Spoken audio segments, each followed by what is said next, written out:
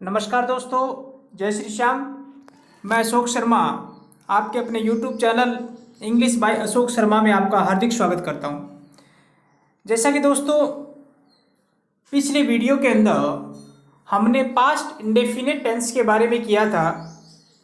उसके past indefinite tense का जो फॉर्मूला होता है उस फॉर्मूले के बारे में मैंने आपको बताया था कि वर्ब की सेकंड फॉर्म का जो यूज है वो किया जाता है और अफर्मेटिव या नेगेटिव या इंटरोगेटिव की जहाँ बात आती है तो हेल्पिंग वर्ब के रूप में हमने डिड का यूज़ किया था और डिड के बाद हमेशा वर्ब की फर्स्ट फॉर्म का यूज किया जाता है। ये बातें अपने पिछले वीडियो के अंदर कर चुके थे। एग्जाम्पल की बात भी हमने जो है पिछले वीडियो के अंदर कर ली थी। अगर वो वीडियो आपने नहीं देखा है तो डिस्क्रिप्शन बॉक्स में जो है वो लिंक दिया गया है, वहाँ से जा कर के जो है आप पिछली वीडियो को जो है वो अच्छे से देख लीजिए ताकि आपको इस वीडियो को देखने में, इस वीडियो को समझने में आपको ज़्यादा प्रॉब्लम ना हो। अब हम अगले रूल्स की बात कर लेते हैं दोस्तों कि अगला जो रूल है इसका कि सब्जेक्ट प्लस वोज या वर्ब प्लस नाउन एडजेक्टिव या एडवर्ब।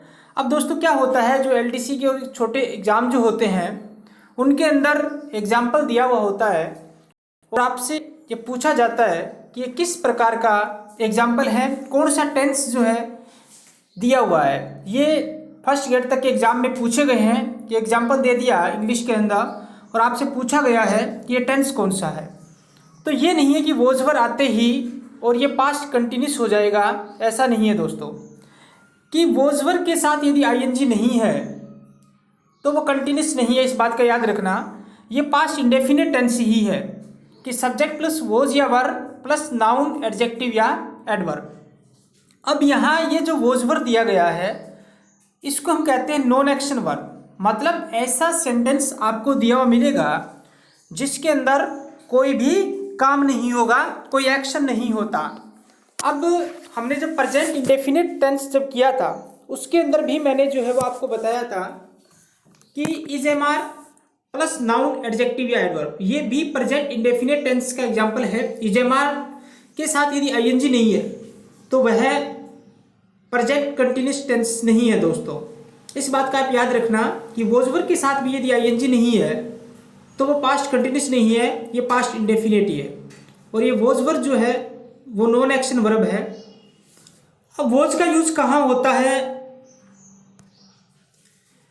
कि ही सी इट सिंगुलर नाउन और आई के साथ वोज का होता है और वी यू दे या प्लूरल नाउन है तो उसके साथ वर्ब का यूज होता है। जैसे अपने एग्जाम्पल की बात कर लेते हैं कि वे अच्छे मित्र थे तो दे और इसके साथ वर्ब लग जाएगा दे वर गुड फ्रेंड्स। अगर इसकी जगह ये होता कि वे अच्छे मित्र हैं तो क्या आ जाता, दे आर गुड फ्रेंड्स और ये they were good friends past indefinite है। वह एक डॉक्टर था तो ही वॉज ए डॉक्टर। मतलब ऐसा सेंटेंस आपको दिया हुआ मिलेगा जिसके अंदर कोई भी काम नहीं होता। जैसे वह घर पर था तो ही वॉज एट होम।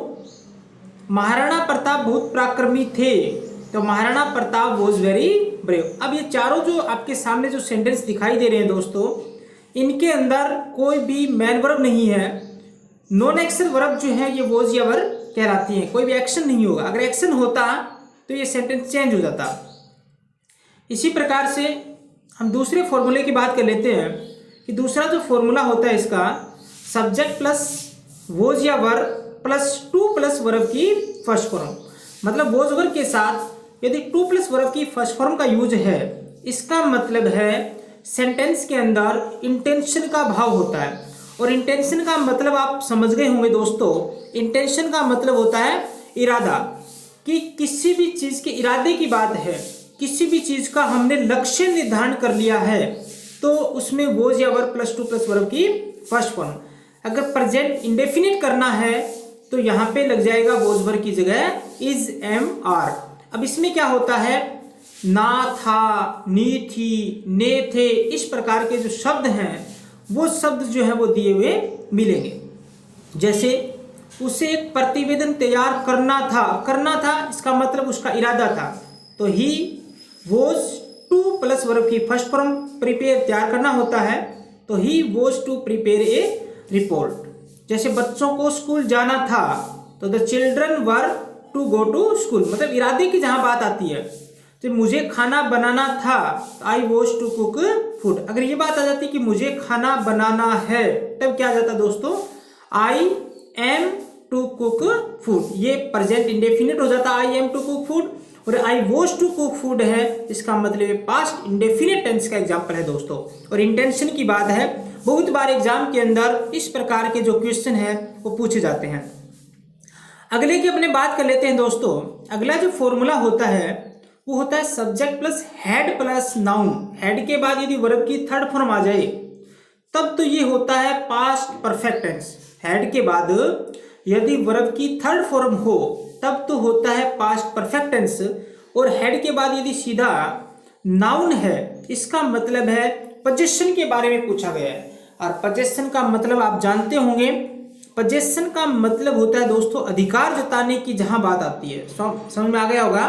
स्वामित्व की जहां बात आती है, मालिकाना हक जताने की जहां बात आती है, तो उसके अंदर हेड प्लस नाउन का यूज करते हैं। अगर ये प्रेजेंट होता, प्रेजेंट इंडेफिनिट होता, तो हैज या हैव प्लस नाउन आ जाता।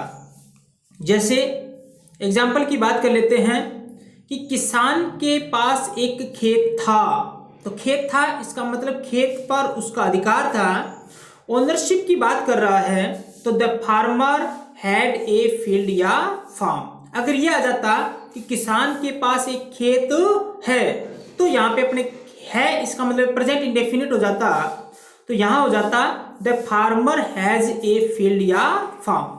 जैसे किसान के 4 बेटे थे, तो द फार्मर हैड 4 सन्स। तो अधिकार की बात है। जैसे किसान बहुत बीमार था, तो the farmer was seriously ill. ये पास्ट इंडेफिनिट का वॉज वाला है क्योंकि किसान बहुत बीमार था।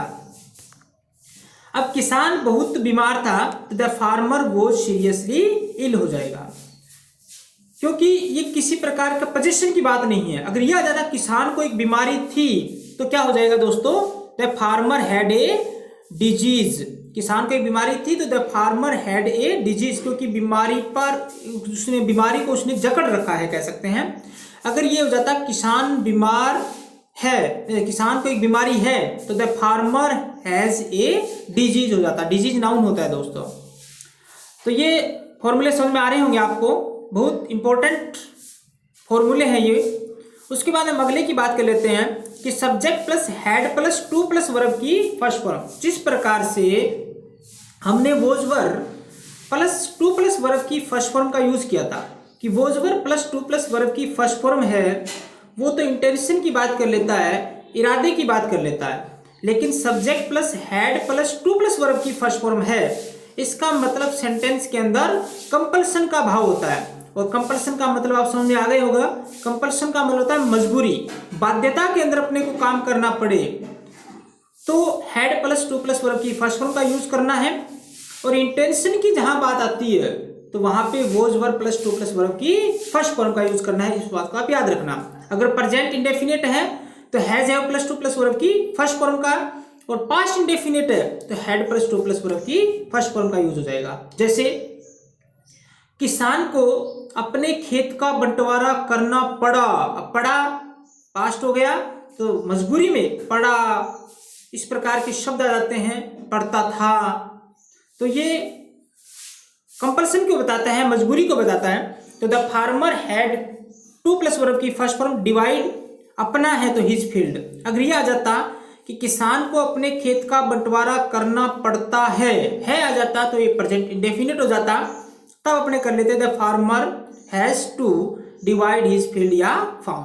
जैसे मुझे उसकी मदद करनी पड़ी, तो I had to plus verb की फर्स्ट फॉर्म है टू हेल्प हिम या हर।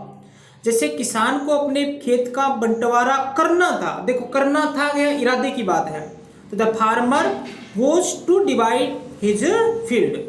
जैसे उसे खाना बनाना पड़ा, तो she had to cook food. तो ये जो अपने हिंदी ट्रांसलेशन की जहां बात आती है दोस्तों, उनके सारे के सारे पैटर्न, सेंटेंस पैटर्न जो होता है वो मैंने आपको करवा दिया। अब एक क्वेश्चन अपने एग्जाम में आता है, fill in the blanks in the correct form of the verb, कि एक सेंटेंस आपको दिया मिलेगा, नीचे उसके 4 ऑप्शन होंगे कि कौन सी वर्ब जो है, कौन सा टेंस जो है अपने यहाँ पे यूज कर लेते हैं। तो उसकी बात कर लेते हैं, किस टेंस में निम्नलिखित एडवर्ब्स का प्रयोग किया जाता है। अब कौन कौन सी एडवर्ब होती है वो आपको याद रखनी है। अगु आ जाए, अगु का मतलब पूर्व होता है, ये आपको याद रखनी है, ये क्ल्यू है। यस्टरडे बीता हुआ कल, इसी प्रकार से लास्ट वीक पिछला सप्ताह है, लास्ट मंथ पिछला महीना, लास्ट ईयर पिछला साल, लास्ट डे पिछला दिन, वंस एक बार होता है दोस्तों, प्रीवियस भी आ सकता है, प्रीवियस डे पिछला दिन होता है, सम टाइम्स बैक मतलब कुछ समय पहले, या कोई एनी पास्ट टाइम मतलब कोई भी भूतकाल का समय आ जाए तो वह पास्ट इंडेफिनिट टेंस होता है दोस्तों। इस बात का आपको याद रखना है। मतलब कौन कौन सी एडवर्ब आ जाए, ago, yesterday, last week, last month, last year, last day, ये सारे के सारे लास्ट की मतलब पिछले की बात कर रहा है। प्रीवियस भी आ सकता है, वंस एक बार, सम टाइम्स बैक या कोई भी पास्ट टाइम आ जाए तो वह पास्ट इंडेफिनिट टेंस का एग्जाम्पल होगा। जैसे सी ऑफन ब्लैंक, ये ब्लैंक आपको दिया हुआ है, ब्रेकिंग में कम टू माई ऑफिस। अब मैंने आपको जो प्रेजेंट इंडेफिनिट करवाया था, अगर आपने नहीं देखा है तो मैंने आपको करवाया हुआ है प्रेजेंट वाला जो है वो, उस वीडियो को आप अच्छे से देखिए कि ऑफन, डेली, ऑलवेज, इस प्रकार की एडवर्ब मैंने आपको बताई थी। अब ऑफन आते ही हमारे माइंड में हो जाना चाहिए कि सीधा सीधा सिर्फ ऑफन दिया गया है, बाकी कुछ है नहीं, तो ये प्रेजेंट इंडेफिनिट टेंस का एग्जांपल है। सी के साथ अपने ऐसे यस का यूज करते हैं तो यहाँ कम्स हो जाएगा। इसी प्रकार से अगला एग्जांपल है, she often blank come to my office last year. हालांकि ऑफन दिया गया है, लेकिन ऑफन देखते ही दोस्तों यहाँ प्रेजेंट इंडेफिनिट नहीं करना, साथ में यहाँ लास्ट ईयर दिया गया है, और लास्ट ईयर मैंने आपको बताया है कि ये पास्ट इंडेफिनिट टेंस की एडवर्ब है। और पास्ट इंडेफिनिट का फॉर्मूला जो है पिछले वीडियो के अंदर अच्छे से और इस वीडियो में आपको समझाया हुआ है। कम की सेकंड फॉर्म आपको करनी है, कम की सेकंड फॉर्म होती है केम, कि she often came to my office last year, कि वह प्राय पिछले साल मेरे ऑफिस में आती थी। इसी प्रकार से सी ऑफन ब्लैंक है, ब्रेकिंग में come to my office whenever she needs my help. एक बात याद रखना, पास्ट का पास्ट के साथ ही कॉम्बिनेशन होता है दोस्तों, पास्ट के अलावा किसी और टेंस के साथ इसका कोई कॉम्बिनेशन नहीं होता। यदि एक तरफ प्रेजेंट दिया गया है तो दूसरी तरफ भी प्रेजेंट दिया हुआ मिलेगा। जैसे यहाँ पे नीड्स दे दिया तो नीड्स प्रेजेंट इंडेफिनिट है, तो इधर अपने को प्रेजेंट इंडेफिनिट टेंस का यूज करना है, तो यहाँ कम्स आ जाएगा। जैसे इंडिया ब्लैंक, ब्रेकेट में गेट फ्रीडम इन 1947। अब ये 1947 जो है ये पास्ट टाइम दिया गया है, और पास्ट टाइम है तो आपको बताया था मैंने, कोई पास्ट टाइम दिया हुआ है तो गेट की सेकंड फॉर्म गोट हो जाएगी। तो इंडिया गोट फ्रीडम इन 1947, कि भारत 1947 में आज़ाद हुआ है, आज़ादी प्राप्त की।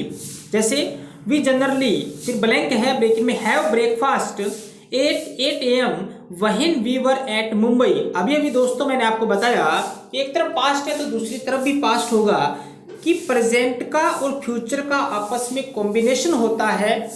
प्रेजेंट एक तरफ दिया गया है तो दूसरी तरफ फ्यूचर यूज कर सकते हैं, लेकिन यदि एक तरफ पास्ट दिया गया है दोस्तों तो दूसरी तरफ भी पास्ट होगा। यहाँ वर आ गया तो चाहे जनरली दिया हुआ हो, हालांकि जो जनरली यूजुअली ये प्रेजेंट इंडेफिनिट टेंस की होती है एडवर्ब, लेकिन एक तरफ पास्ट है तो दूसरी तरफ भी पास्ट करना होगा, तो हैव की सेकंड फॉर्म क्या हो जाएगी, हैड होती है। तो we generally had breakfast 8 AM when we were at Mumbai, मतलब जब हम मुंबई में थे तब हम सामान्यतः 8 बजे नाश्ता लेते थे। तो ये मैंने आपको पास्ट इंडेफिनिट टेंस जो है वो कंप्लीट करवा दिया दोस्तों। उम्मीद करता हूँ कि आपको ये वीडियो जो है वो अच्छे से समझ में आया होगा। अगर आपको अच्छे समझ में आया है तो आप इस वीडियो को लाइक कीजिए और अपने दोस्तों तक जो है इसको शेयर कीजिए, ताकि हर स्टूडेंट को जो है इसका बेनिफिट हो सके। और अगर आपने हमारे चैनल को सब्सक्राइब नहीं किया है तो आप सब्सक्राइब जो है वो जरूर कीजिए, और जो बेल आइकन दिया गया है उस बेल आइकन को भी दबाइए, ताकि न्यू नोटिफिकेशन जो है आपको मिलता रहे दोस्तों। Thank you.